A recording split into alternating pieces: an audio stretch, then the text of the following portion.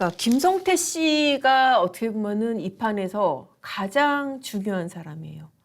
이 녹취록을 보면은 김성태의 입을 막기 위해서 내가 대북 송금을 자백을 한 거다. 없는 것을 자백을 한 거다라는 게 이완희 씨 주장이잖아요. 그러면 김성태 씨가 정말 얼마나 어마어마한 사실들을 많이 알고 있는지 저도 궁금해지더라고요. 그래서 모두가 아마 김성태의 입에 주목할 그런 시간이 아닐까 싶습니다. 자, 지금 이 사달이 왜 벌어졌는지 그거를 다시 한번 짚어드려야 될 것 같아요. 이게 술판 얘기가 나온 게 언제냐면은 작년 4월에 이화영 씨 피고인 신문 자리에서, 지난 4월이네. 지난 4월에 이화영 씨 피고인 신문 자리에서, 그때 저기 검찰청에서 검찰이 그 술자리를 벌여가지고, 그거 제가 그냥 뭐 연어에도 사주고 그래가지고, 뭐 거기 넘어가세요. 막 그런 식으로 얘기를 하지 않았습니까? 검찰청의 술자리라는 게 사실 있을 수가 없는 일이잖아요. 저도 그때도 제가 판읽기로도 여러 번 말씀드렸지만은 이게 지금 검찰 말고 호송을 관리하는 것은 구치소 이제 그 교도관들이거든요. 이 사람들이 만에 하나 정말 뭐 반입금지 물품이라든지 먹어서 안 되는 음식이라든지 이런 걸 먹게 되면은 그 책임이 다 자기한테 돌아갑니다. 개호 책임이. 그래서 엄격하게 관리합니다. 자기네들끼리 조를 짜서 시간대별로 이 감시에 빈틈이 생기지 않게 그렇게 관리를 합니다. 검찰이 당연히 호송 기록을 공개를 했어요. 분단위까지 다 공개를 했습니다. 거기에 따르면은 술판을 벌였다고 하는 그 일시에 어땠어요? 이미 검찰청을 떠나 있거나 구치소에 가 있는 그런 시간들이었어요. 그러니까 물리적으로 성립이 안 되는 거죠. 그러니까 어떻게 했어요? 술자리 일시 장소를 계속 바꿨습니다. 장소도 마찬가지로 그 자리에서는 이게 창이 작아가지고 안 보이기 때문에 사각지대가 있어요. 거기서 마셨어요 하니까 검찰이 어떻게 했어요? 커다란 통창이 있는 그런 사진까지 공개를 했었잖아요. 그래서 보니까 사각지대가 있을 수가 없는 구조고 도저히 검찰청 내에 술자리라는 거는 있을 수가 없다는 그런 사실이 드러나지 않았습니까? 그런데도 불구하고 계속 입시장소 바꿔가면서 이거 술자리 있었다라고 주장을 했단 말이에요. 자, 그때 왜 그렇게 말도 안 되는 주장을 했냐? 바로 본인의 자백 진술 때문이죠. 어떤 자백 진술을 했는지 제가 잠깐 환기를 시켜드릴게요. 그때 이제 판읽기로도 제가 이제 한번 여러 번 해드렸고 그때 뭐 반응도 좋았을 텐데 굉장히 화끈하게 자백을 했어요. 뭐라 그랬냐면은 그 지난 6월에 뭐라 그랬냐? 자기가 그 방북을 추진한 과정 그리고 대북 송금을 한 과정을 굉장히 자세하게 얘기를 했습니다. 2019년 5월에 리호남한테 방북 요청을 했고 거기서 방북 비용을 요구를 해가지고 정진상, 김용 이런 사람들도 계속 이재명 방북을 추진하라고 그렇게 자기한테 체근을 했다는 거예요. 그래서 뭐 방용철하고 술 먹으면서 그때 당시 북한 송명철 아태 부실장이 의전은 방북하게 되면 문재인보다 성대하게 할 거다. 그렇게 설명을 했다는 것이죠. 그리고 또 검찰 조사에서 또 그런 얘기도 했다고 그래요. 2023년 6월입니다. 북한이 의전 비용을 요구를 하는데 김성태가 비즈니스적으로 해결을 할 거다. 그렇게 얘기를 했고 이재명이 그렇게 하라라고 지시를 했다는 거예요. 그리고 자기는 부지사니까 도지사가 지시한 대로 그렇게 처리를 한 거다. 완벽하지 않습니까? 이런 일이 있었고 나는 이재명한테 보고를 했고 이재명이 오케이 그렇게 하라고 했고 나는 그렇게 했다. A부터 Z까지 다 했어요. 그러면서 심지어는 그때 당시에 이제 그 검사가 법정에서 이화영 씨가 어떻게 자백을 했는지를 공개를 한 그 내용이거든요. 검사가 묻지도 않았는데 이재명한테 보고한 내용도 그렇게 진술을 했었다는 거예요. 이화영 씨가. 그리고 또 어떤 얘기도 했냐. 이 검찰 압박으로 진술을 했다라는 것인데 당시에 그 서모 변호사, 전관주시 변호사, 자기가 신뢰하고 있다고 한 그 변호사 동석하에 진술을 했고 그리고 이 자필 진술서에서 두 변호사, 그때 동석했던 변호사들은 나한테 진실만 말하라고 했다. 그리고 지금도 자기의 무죄를 입증하려고 최선을 다하고 있다라고 그렇게까지 얘기를 했었다는 거예요. 내가 검찰에서 자백한 거 맞고 그때 옆에 있었던 변호사들은 나 도와주려고 했고 최선을 다했고 나는 그 사람들을 믿고 재판을 하고 있다라고 진술을 했던 게 불과 작년 7월 8월까지 그렇게 했었다는 거예요. 6월에 자백을 하고 그리고 또 자백 진술 중에 이런 것도 있었어요. 국제대회 마치고 이재명한테 보고했습니다. 현대아산 예를 들면서 기업이 끼어야지 방북이 수월하다고 보고를 했고 이재명도 잘 진행해보면 좋겠다라고 그렇게 얘기를 했습니다. 라고 검찰에서 다 진술했다는 거예요. 자, 이런 내용 어떻습니까? 이거 경험하지 않으면은 진술할 수 없는 그런 내용입니다. 검찰도 그때 법정에서 그렇게 얘기했어요. 직접 경험 안 하면 진술 못하는 내용입니다. 수사기관에 스스로 현대아산 얘기를 내가 꺼내면서 그렇게 이재명한테 보고를 했다. 이재명도 잘해보라고 했다. 라고 얘기를 했다는 것입니다. 어떻습니까?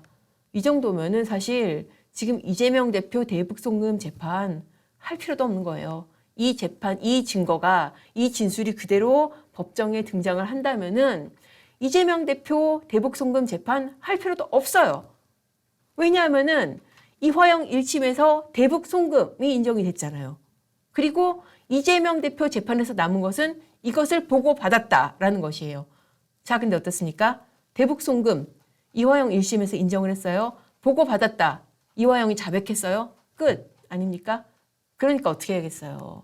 이 진술을, 자기의 자백 진술을 어떻게 하겠어요? 어떻게든 없애야 되는 거예요. 자, 그러니까 지금 온갖 수를 동원해서 뭐 술판이 나오고 연어회가 나오고 짜장면, 갈비탕까지 나온 겁니다. 그렇게 해서 자백을 했는데 이후에 어떻게 됐어요? 뭐 마누라가 와가지고 법정에서 난리치고 이제 뭐 당신 뭐 이러면 안 되고 소리 지르고 뭐 그렇게 했죠. 그 뒤로 이제 막 민주당 의원들도 만나고 막 그랬잖아요. 구치소 찾아가서 만나고 그러면서 이화영 씨가 점점 이상한 얘기를 한다고 그랬죠. 그러니까 검찰이 보기에 이거는 민주당 차원의 조직적인 회유 압박이 있었던 것이다. 그래서 이화영이 진술을 뒤집었다라고 충분히 추정할 수 있는 그런 상황인 거잖아요. 자, 그런데 어떻습니까? 1심 어떻게 됐어요? 이 난리를 쳤는데도 어떻게 됐어요? 작년 6월 7일 징역 9년 6개월 선고 나왔습니다. 그때 제가 1심 나오고 나서 판읽기 한번 해드렸었죠. 그거 잠깐 제가 판결 내용 중에서 핵심적인 거를 조금 소개를 시켜드릴게요. 판결 보면은 이게 사실상 이거는 거의 이재명 판결문의 그러니까 좀 뭐랄까 그 밑그림 같은 그런 생각이 들어요. 지금 봐도 아이고 뭐 이 정도면은 진짜 이재명 재판하는 이 판사들도 되게 쉽겠다. 이 정도 사실관계 다져놨으면은 그런 생각이 들더라고요. 그 이제 사실관계 다 인정하고요. 뭐 북한에서 2019년 1월 17일 북한하고 합의서 작성한 것들 뭐 이렇게 뭐 그런 거 사진 기억하시죠? 왜 그 중국 심양에서 이렇게 막 파한대소 하면서 그 송명철이랑 이렇게 그 술자리 갖는 원탁에 있는 사진 뭐 이런 것들 다 재판부도 다 증거로 다 인정을 했고요. 경기도가 독립적으로 북한하고 대북 사업 추진한 거 다 인정을 했고요. 이거 제가 왜 말씀드리냐면은 그 김영태 변호사 녹취록 중에서 그런 것도 있었어요. 김영태 변호사가 이거 그냥 우리 무죄 받을 수 있다. 이화영 씨한테 그렇게 안심시킨 내용이 있어요. 뭐냐면은 이거 아니 대북 사업의 주체는 통일부지 무슨 경기도가 주체가 될 수 있냐. 이거는 주체성이 성립이 안 된다. 직무 관련성이 없다. 그렇게 넘어갈 수 있다라고 했는데 이화영 1심 재판부가 그거 아니다. 너네들 통일부 없이도 독립적으로 뭐 이런 뭐 북한의 뭐 묘목 보내기나 뭐 밀가루 보내기 이런 사업 다 하지 않았냐라고 다 인정을 했습니다. 그러게 이렇게 뭐 변호인하고 쿵짝쿵짝 하고 해봤자 증거관계가 워낙 확실하니까 다 유죄가 인정이 된 거예요.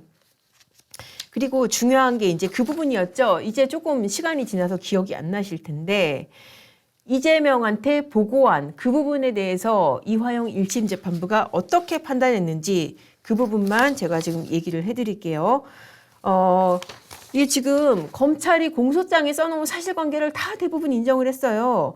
이렇게 방북을 추진한 배경이 뭐냐? 2018년 9월 당시 남북정상회담 수행자 명단에 박원순도 들어갔고 지금 그때 그 강원도지사 최문순도 들어갔는데 누구만 빠졌어요? 이재명은 빠졌어요. 그러니까 위기의식 느낀 거죠. 그래서 방북을 추진을 했다는 거예요. 그리고 그 비용을 쌍방울이 대기를 했다는 것이고 그리고 이 방북 비용을 쌍방울이 되는 데 있어서 쌍방울로서도 뭐가 확신이 있어야 될 거 아니에요. 이거 이재명 지사가 알아?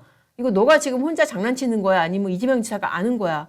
그 부분에 대한 답이 필요한 거 아닙니까? 그거를 얘기를 하면서 재판부가 이재명에 대한 보고 내용을 언급을 합니다. 그러니까 재판부가 이재명에 대한 보고가 뭐 이 사건에서 핵심은 아니다, 뭐 직접 관계된 건 아니다라고 하면서 지금 피고인 요청에 따라 방북비용 준 거 아니라면은 김성태가 500만 불 대납한 상태에서 위험을 감수하고 300만 불을 북한에 지급할 이유를 찾기가 어렵다. 그리고 김성태의 경우 이 법정에서 스마트팜 비용 대납뿐만 아니라 방북비용 대납을 이재명에게 보고했다는 설명을 수차례 들었다고 진술을 했다라고 지금 이화영 1심 재판부가 김성태의 말을 빌어서 김성태는 지금 이화영이 이재명한테 보고했다라고 그거 얘기 많이 들었다고 그렇게 김성태가 얘기를 하더라.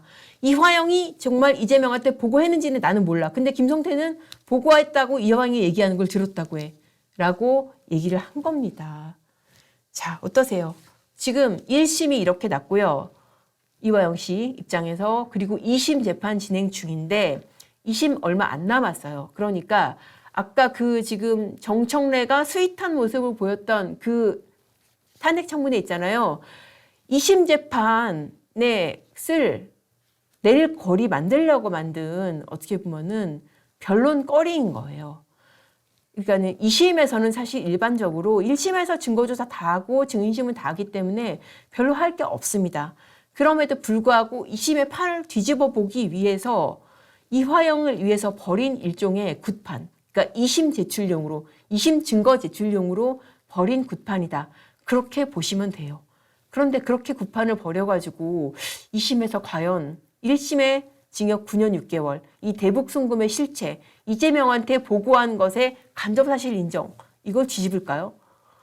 저는 좀 어려워 보이는데 아무튼 이 맥락을 제가 이렇게 설명을 드렸어요. 그리고 지금 제가 이제 얼마 전에 기사를 썼는데 이렇게 이화영을 위한 굿판을 벌이는 한편으로 뭐도 했어요. 이재명 사건 재배당해달라고 신청도 했어요. 이거 뭐냐면은 이재명 대표가 뒤늦게 기소가 됐단 말이죠. 거의 이화영 1심 거의 끝날 쯤에 이제 거의 다 나오고 나서 기소가 됐는데 그 사건도 누가 맡고 있어요? 수원지법 형사 11부 신진호 부장판사가 맡고 있습니다. 당사자로서는 겁나겠죠. 이렇게 사실관계 다 인정하고 징역 9년 6개월 선고했던 판사가 내 재판을 맡고 있어요. 그건 모든 사실관계와 모든 증거관계를 다 알고 있는 판사 입장에서는 얼마나 판결문 쓰기 쉽겠습니까? 그러니까 그게 두려운 거예요. 그러니까 사건 재배당해달라라고 요청을 한 겁니다. 근데 이거 받아주겠어요? 피고인이 사실 재배당 해달라 말라 이거 신청하는 것도 되게 웃긴 거예요. 재배당이라는 것은 법원이 이런 재판 사무상 이거는 이 재판부가 맡기에 좀 무리가 있을 것 같다라고 뭐 수석부장이라든지 법원장이라든지 그 선에서 판단을 해서 뭐 재배당을 하고 그런 건데 재배당을 하는 일 자체도 굉장히 드물거든요.